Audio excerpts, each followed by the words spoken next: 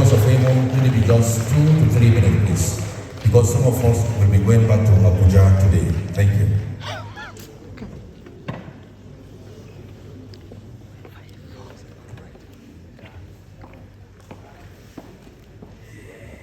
All protocols observed. Thank you so much for coming to the program. I'm going to be very brief, very sharp. Okay, Nature and I is quite an inspiration, not just from my personal view, but from nature itself. How many of us believe in nature? How many of us are aware of nature? If you're aware of nature, you understand this book. It's really very simple. It's simply letting us know who we are as Africans. Because the very core, at the very core of every African is nature. And this particular tool or view or perspective is what has been, displaced by the artificial lifestyle we've been offered called westernization. I'm not saying that westernization is totally wrong, but the fact that we abandon who we are to embrace fully what is foreign to us, that's where the issue is. And that's what Nature and I is here to teach us. The book has been endorsed by the NATURALISE for primary and secondary schools, and I also have a version for adults. It's a call back to nature. What is nature? We easily think it's all about just the air, the trees, the land, and all that. But the implication, the integration of nature in our lifestyle, in our education, in the economy, will bring us to understand why we cannot plant and still uproot by our hands. Because we are our land.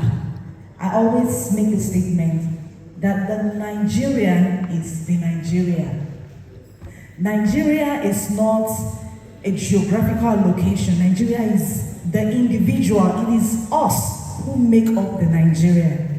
So there is enough Nigeria to go around because we have enough Nigerians.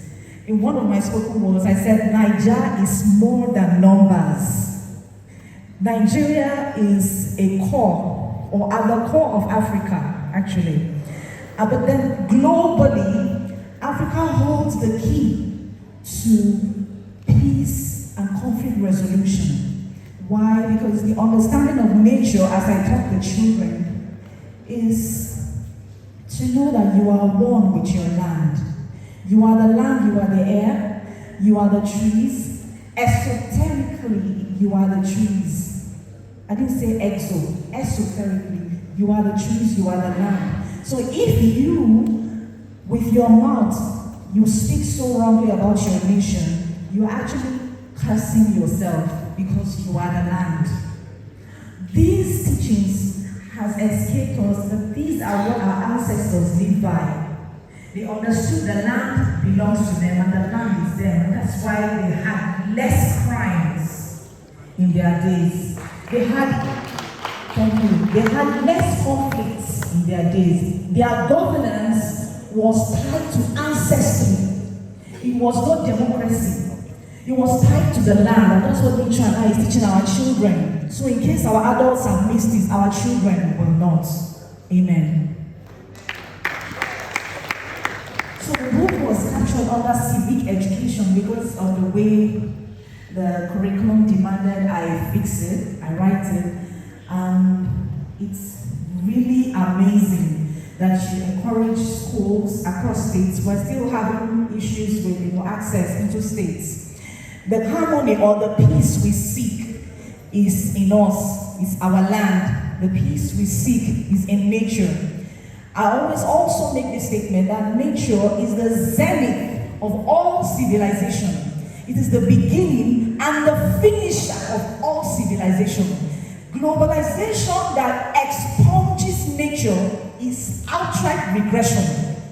It's very regressive, it's archaic, it is backward, because when you globalize and you remove yourself from the real and the core of life, what you have is simply nothing.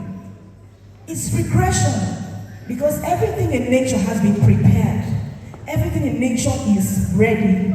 Nature still gives the rain and the sun to who? The good and the bad. Every single thing that we have or require is provided by nature. So the call by nature and I is a call back to nature, a call back to origin, source. Thank you.